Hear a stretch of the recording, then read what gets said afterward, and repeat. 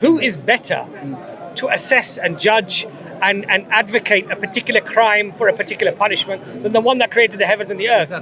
Oh, I don't think it's right because, you know, in school they taught me this and my society told me that this is better. So guess what? I feel like that as well. So I'm right and God is wrong.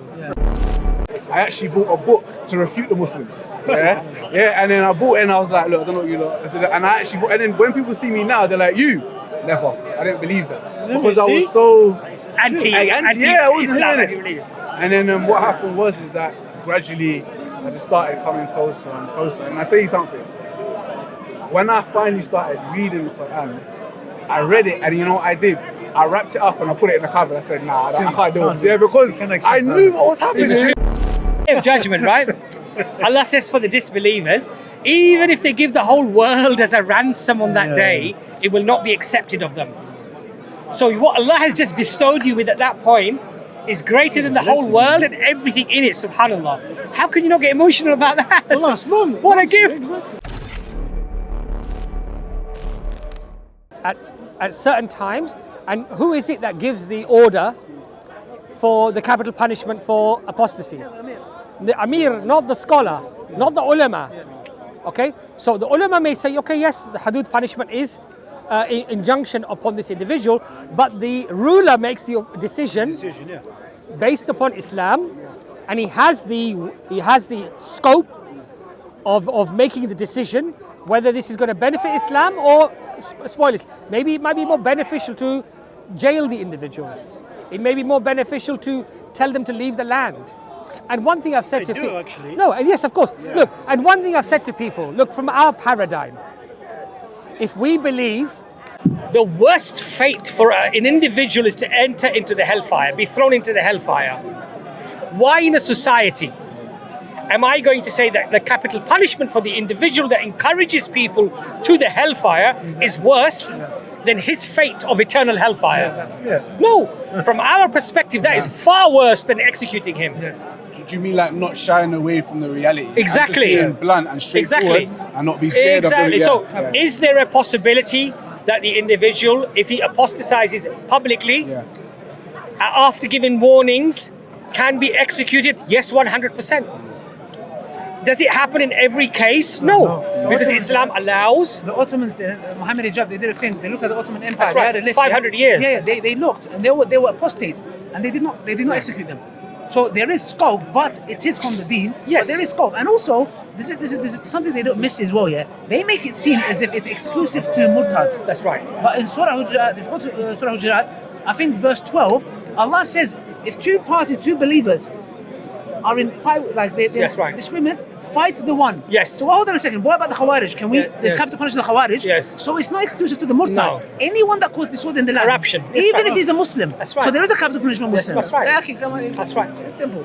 No, it's because ultimately, look, what it comes down to is the crime and the punishment.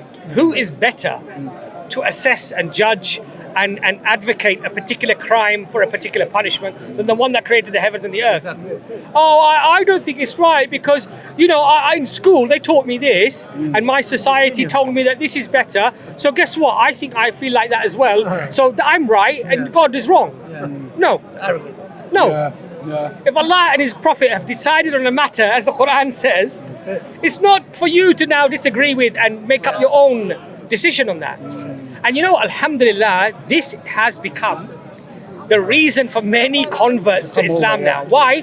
Because these Muslims, they say it's from God and they worship it as they worship God and they believe in God and they practice their religion like what they say. Not like the Christian, where the gay priest can now have his lover living with him and he's still a priest. Wallahi, what's going on like this? And I've acknowledged that. The Christians acknowledge that they insult Isa alayhi salam. Yes. They insult the prophets. So to them it's no problem, it's easy. But then for us, it's like we have to acknowledge that for us, we have red lines. Yes. And those red lines, we don't cross them. That's right. You insulted my mother, right? I'm going to tell you to get lost. I'm not going to be Mr. Nice Guy. And if you come into my face, then I might have to do something else. To get you out of my space, yeah? And unfortunately, that's the only way they understand. So everyone has this notion about, you can't insult the Prophet, you can't. Bruv, if you insult the flag in France, you get arrested. You go to jail. That's a bit of. I just wanted to say a big thank you, Jazakallah khair, to all of our supporters on Patreon, and also all of you who have subscribed to the channel and are making comments and likes. All of this helps to support the dawah, and mashallah, the money generally goes towards transcripts, translations, and also the shorts that we're doing regularly, alhamdulillah. And all of that is having an impact on spreading the dawah. So Jazakallah khair, inshallah, keep your donations coming and help the dawah to grow. Jazakallah khair. Assalamu alaikum wa rahmatullahi wa barakatuh. Fabric with a few colours on there that represent the country. If I insult that, you're going to throw me into prison. Where's the freedom of speech, freedom of expression? Basically what it is don't insult anything that is sacred to me, but I will insult everything that's sacred to you.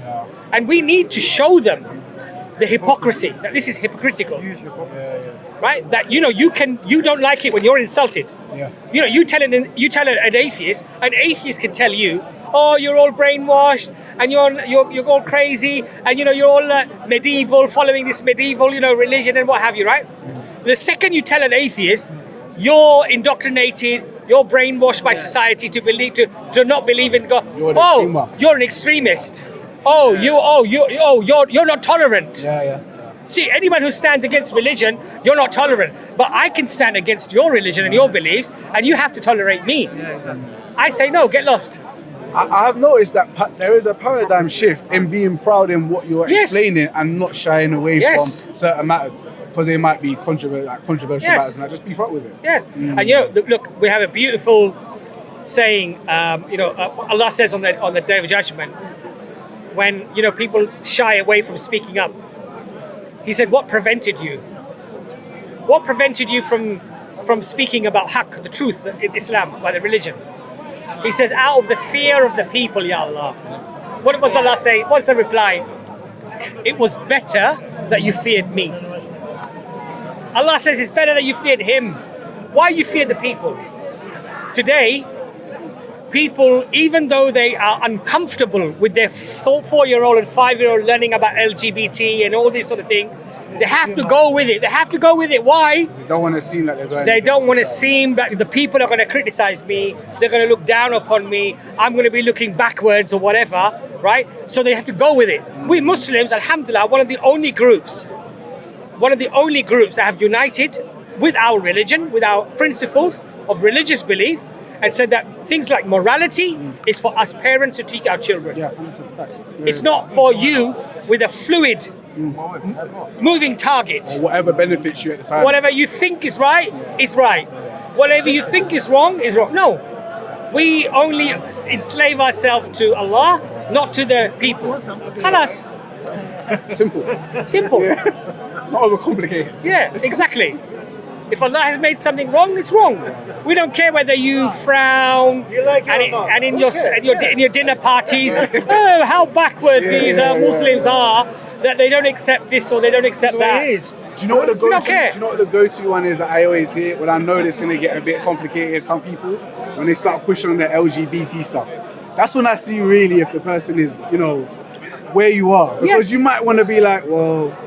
No, you speak the truth if you know the truth. Speak it, man. Yeah. But then I know now. I think that's the biggest.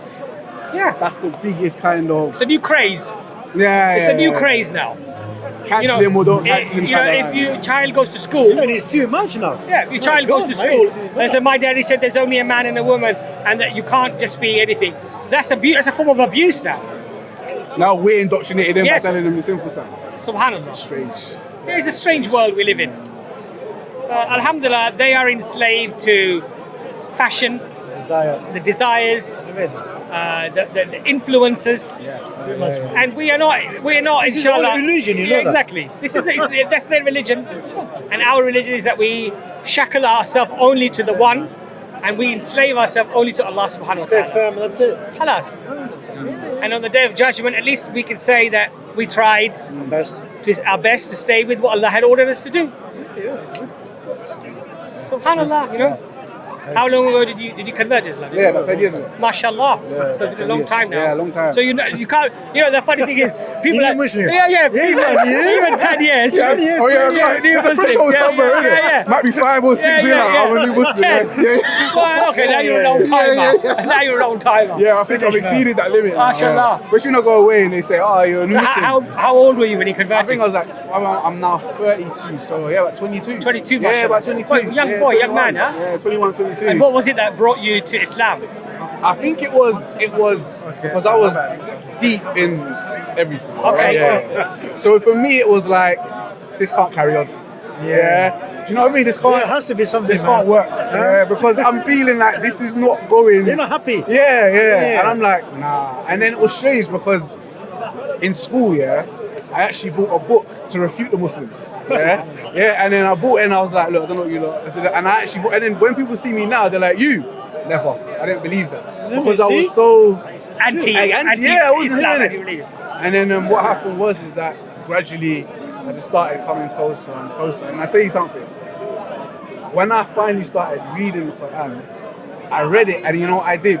I wrapped it up and I put it in the cupboard. I said, nah, I can't do it. Yeah, because I knew what was happening. Yeah, and I was like, nah, you know what? Let me still. You getting the slaps? Yeah. Oh, I'm getting beaten up here, man. Subhanallah. And it was strange because my family was Christian, they were Christian. Right. And it was like, I was reading, I put it away, I said, not today. But then in the back of my head, it was weird because every time I see the Muslims, man, I was like, I would look at them, speak to them, I'm like, yeah, this is not going to work for very long. Yeah. And then gradually, bit by bit, I said, you know what? Someone said to me, if you don't do it now, you don't know what tomorrow is going to be. And I remember that in my head. And I remember when I spoke to that brother, my other friends were trying to take me away from him. Don't listen to him. Trying to brainwash you. I said, no, it's give me time. So yeah. I missed all my lessons for uni that day because we were talking for hours and hours. And the next day, I walked to the masjid, I took my shahad. MashaAllah. And you know what? I walked by myself actually. And I remember I went in and they were like, we doing it. The Brixton, no? Yeah. The Brixton, no? No, Stratton. Yeah, we same time, yeah. MashaAllah. We see each other in Stratton. I walked there, and then the brother came to me. He said, "What do you want?" I said, "Oh, well, I'm gonna Become Muslim. He's like, "Oh, what you-" I don't got worried. I didn't know what you're talking about. Yeah, MashaAllah. And then it was from there. It was just. But it's very interesting what you just said, because that hedonistic lifestyle, sex, drugs, and rock and roll, it's a black hole. And it's exactly what Andrew Tate said. Yeah. He said it's a black hole. You can fill it with whatever you like, but you will never fill it. Exactly, yeah. It's always going to leave you empty. All the time. The chasm is too big. No, and a part of it is you need to be real with yourself. Yes. Yeah. And that's a part of the growth as well, that you need to actually take yourself and Yeah. say, look, where am I going? And Where is it leading to? And I feel if you're constantly being distracted, you don't reach that point. Yes. Because if you're talking to women and stuff, Yes, you're not yes. going to get there. Yes. Because it's constantly like, oh, you're thinking about important things. I'll take that here. Yeah. And until you have that break, then you can, come to think about it. Alhamdulillah. You have to come to a decision, No, it's man. very interesting. Yeah. Otherwise, Brother, it's very interesting because, as I mentioned before as well, when the angels are dragging the disbelievers to hell, they turn and say to them, did you not use your reason? no, Yes. Surat al-Mulk. Yes. If you read Surat Yeah. al-Mulk, it's all about that. Yeah. In other words, if you had used your reason, you would have come to the truth.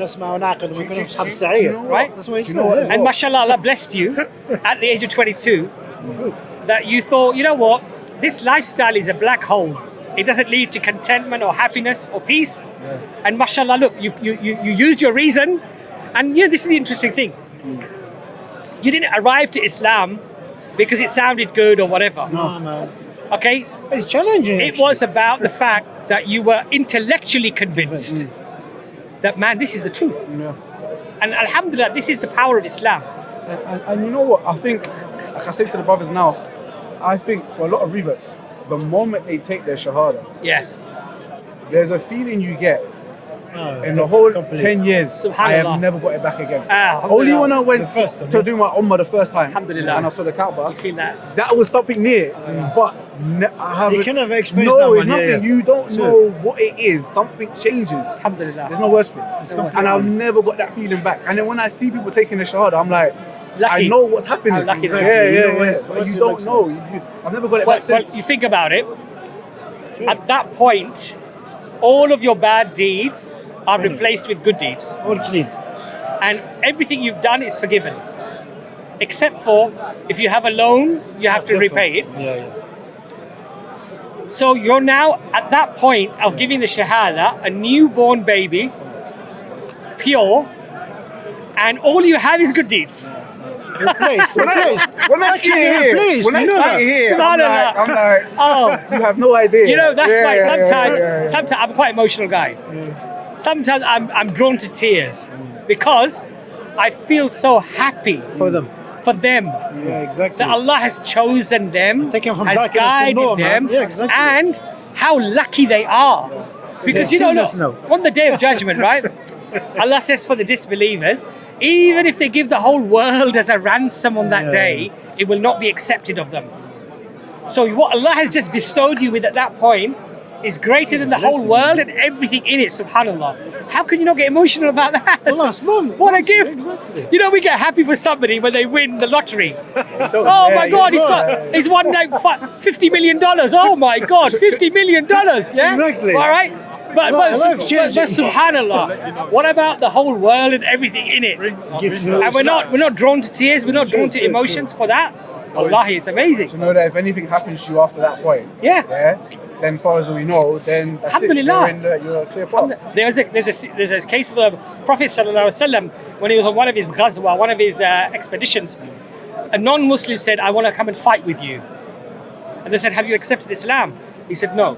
He said, "Then you can't fight with us." He said, "But I want to fight." He said, "No, you can't." So they turned him away. He comes back again. He said, "I want to come and fight with you."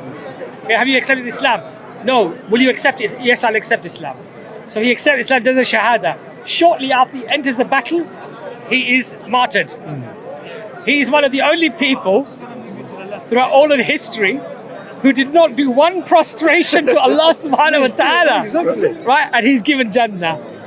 That's the beauty of shahada, that's the beauty of accepting Islam. Allah ain't going to. Wallahi, look at that. Blessing. Not one prostration he did.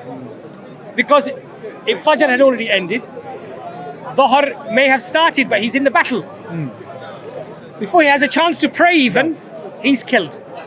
Not one prostration and Allah gave him Jannah. That's the beauty of the shahada, of accepting Islam. And I think at that point, I understand that there was something that Allah knew within this man that we don't know. Alhamdulillah. And then that's why you don't know why he was right in that position. Yeah, it's definitely it definitely was a journey. So your advice to somebody who's looking into Islam, but they think that there's something there, but they're holding back. What would you advise them as mashallah, somebody who's been through that? I think for me, I advise people just to carry on the same way you started. Yeah? Because I think as soon as you stop that momentum, Yes. then the distractions start. Right. Yeah. So You start procrastinating. Yeah, and that's what happens. So I think you need to remember why you started in the first place and just carry on. And don't let anyone tell you to rush anything. Yes. Ideally. Yes. Yeah, just carry on, and I believe it will become clear. When it's clear, Yes. that's when you take it. Alhamdulillah. Yeah, the penny will drop. And that's- the penny drop. Mashallah, that's very, very good Yeah. advice, because one of the things that shaitan will do is he creates the person to procrastinate. He makes him distracted or lazy. So he doesn't follow the journey. So mashallah, your advice is actually beautiful. But you know what? Honestly, I say it. When I started reading the Quran, and then I said, no, look, let me wrap this up and put this away. Right? Yeah. I knew what was happening, Yeah. but I didn't want to acknowledge it. Subhanallah. And then what I did, I went away and said, no, let me find something else that more suits what I want to do. So it has to fit with Yeah, you, yeah, yeah. rather than you have to fit with it. So like, Subhanallah. this one is a bit too much of a soul. I don't know. Yeah, I want to yeah, acknowledge yeah, this. And I came back to it. Alhamdulillah. Because it's like I knew what was happening. Alhamdulillah. Yeah, and I was like, yeah, this is the truth, you know? Alhamdulillah. Yeah. I still Mashallah. think about it to this day. Alhamdulillah, great advice as well, mashallah. May Allah reward you and mashallah keep us all steadfast and sincere and follow this religion how Allah intended us to follow, mashallah. It's always, for me, it's beautiful because, 25, 30 years ago, I thought that, inshallah, Islam will change the fabric of this country for the better. And today, alhamdulillah, I'm seeing brothers like yourself, mashallah, you're 10 years ago, mashallah. But, people are flocking to Islam. and all backgrounds. Recently, we had a Orthodox priest, who accepted Islam. Was it here? Or was it on the? It's on many of the videos on YouTube. I think I saw it. And he said eventually he was preaching, but inside his heart he was Muslim. Subhanallah. But look at what he had to give up. Yeah. He had to give up a career, possibly family, possibly friends. But the truth is the truth. Alhamdulillah. Once it hits you, it's there. Alhamdulillah. Right? Yeah, so I find it really inspirational, mashallah, and seeing how the people are flocking to this religion, mashallah. I think it gives us a great boost as well. Yeah, I think it should. And I think especially people that have got that platform as well. Yes. And they said the reason why they became to Islam because they noticed that the Muslims don't shy away from matters that we should be talking about. That's right. And that's what brought them closer. Yes, and you're like, hold on. That's why I should be talking about these things and not moving away from them. Yes. That's what brings people in the first place. Alhamdulillah. Yeah. And the beauty is, as Muslims, we don't have to live in a society where we have to feel embarrassed or feel a lack of confidence about what we believe or what we think.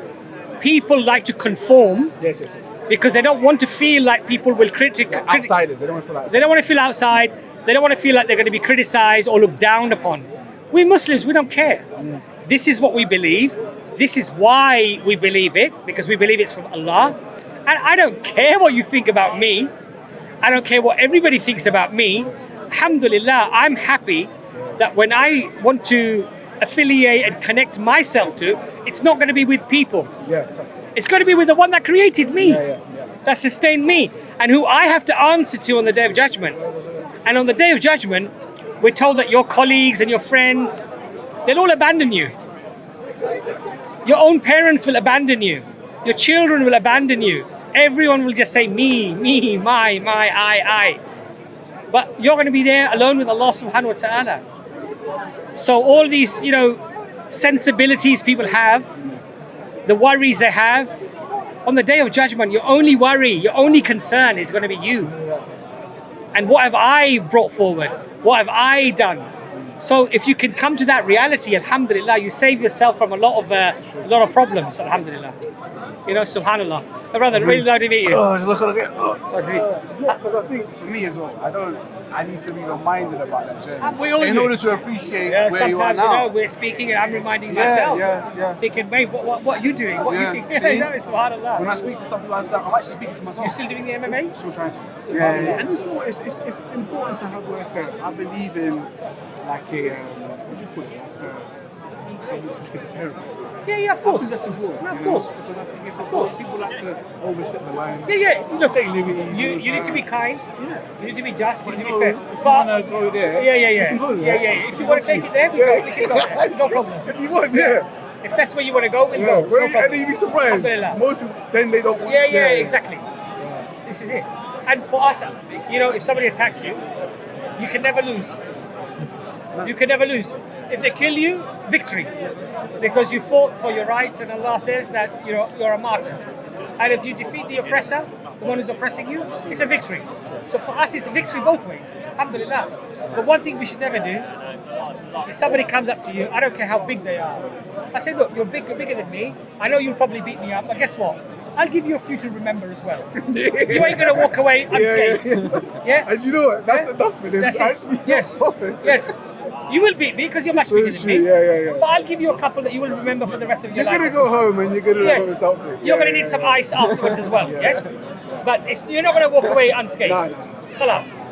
And alhamdulillah, we should have that confidence in us. Okay, you're going to beat me up, so what? You beat me up, okay? But you didn't, But and you know what? That you saying that alone is enough for the person to speak to us. Alhamdulillah. Yeah, but we're not cowards. We rely on Allah, we will fight. You might beat me, but it doesn't matter. I will still fight you if you fight me. But if I can prevent it, my religion tells me to prevent it. But if it comes to that, my religion says don't be a coward. You need to fight, you fight. But we're not the aggressor, we're not the oppressor. But if you are the aggressor and the oppressor, then we will fight you. We need to have those limits, you see. Alhamdulillah. Hey, we finished it up on a manly fighting. Listen, it's much easier sometimes. Yeah. Subhanallah. Alhamdulillah. Assalamu alaikum, brother. Assalamu alaikum.